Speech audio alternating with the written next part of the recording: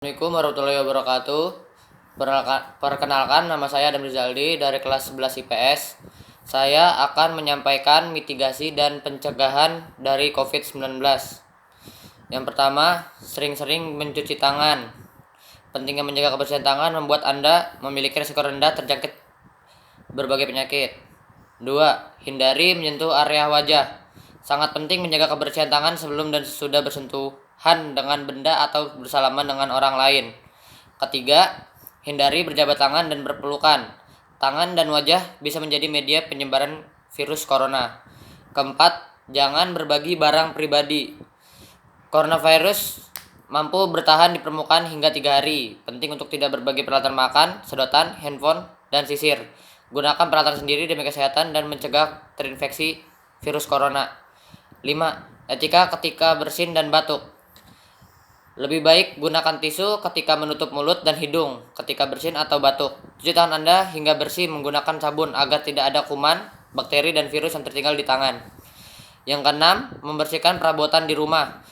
Bersihkan permukaan perabotan rumah yang rentan tersentuh seperti gagang pintu, meja, furniture, laptop, handphone, apapun secara teratur.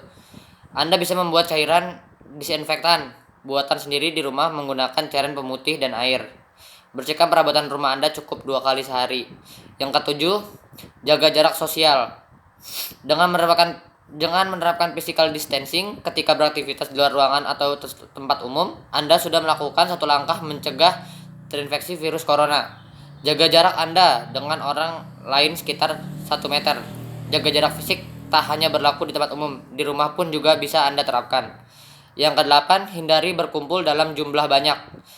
Pemerintah Indonesia bekerja sama dengan Kepolisian Republik Indonesia telah membuat peraturan untuk tidak melakukan aktivitas keramaian selama pandemi virus corona.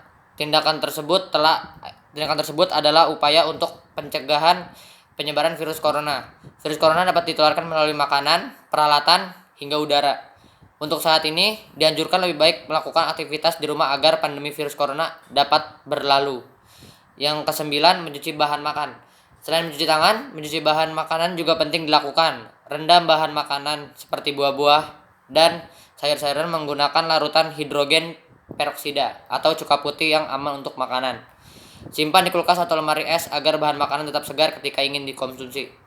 Selain untuk membersihkan larutan yang digunakan sebagai mencuci memiliki sifat antibakteri yang mampu mengatasi bakteri yang ada di bahan makanan.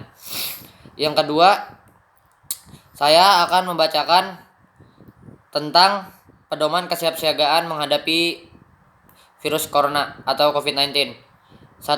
Melaksanakan surveillance dan respon kejadian luar biasa atau KLB atau wabah. 2. Melaksanakan manajemen klinis infeksi saluran pernapasan akut berat pada pasien pengawasan COVID-19.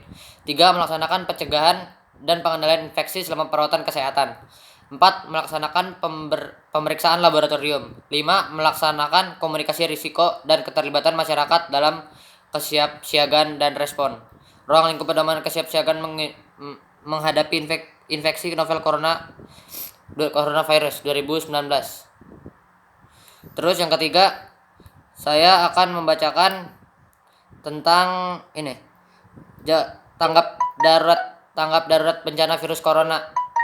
1. Menghentikan seluruh kegiatan perkantoran untuk sementara waktu, menutup fasilitas operasional dan melakukan kegiatan berusaha dari rumah.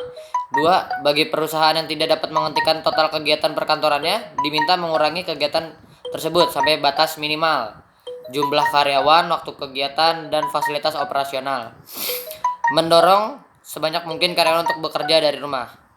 3. Memperhatikan surat edaran nomor M-3-HK nomor 4-3-2020 tentang perlindungan pekerja atau buruh dan kelangsungan usaha dalam rangka pencegahan dan penanggulangan COVID-19. 4. Seruan ini berlaku 14 hari terhitung mulai tanggal 23 Maret 2020 hingga 5 April 2020. 5. Informasi terkait penyebaran COVID-19 juga dapat dilihat melalui situs coronajakarta.go.id. B. Panduan terkait dengan penanggulangan COVID-19, poster, spanduk berdiri, dan lain-lain dapat diunduh melalui tautan publikasi Corona DKI. Yang keempat, saya akan membacakan rehabilitasi dan rekonstruksi. Mana tadi ya? Bidang rehabilitasi dan rekonstruksi terdiri atas satu seksi rehabilitasi, dua seksi rekonstruksi. Masing-masing seksi dipimpin oleh kepala seksi yang berada di bawah dan bertanggung jawab kepada kepala bidang. Seksi rehabilitasi mempunyai tugas satu, menyiapkan bahan perencanaan kebijakan di bidang rehabilitasi pasca bencana.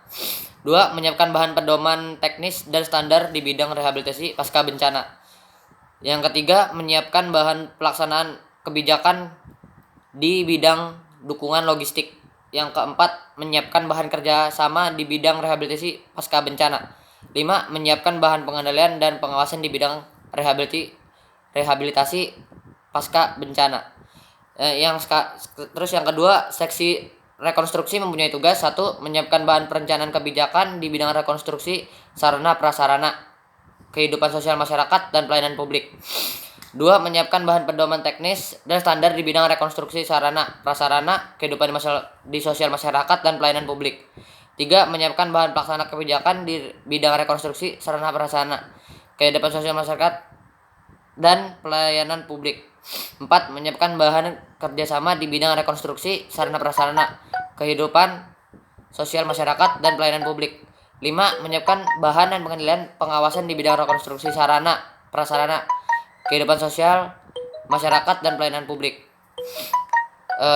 Itu saja yang bisa saya sampaikan.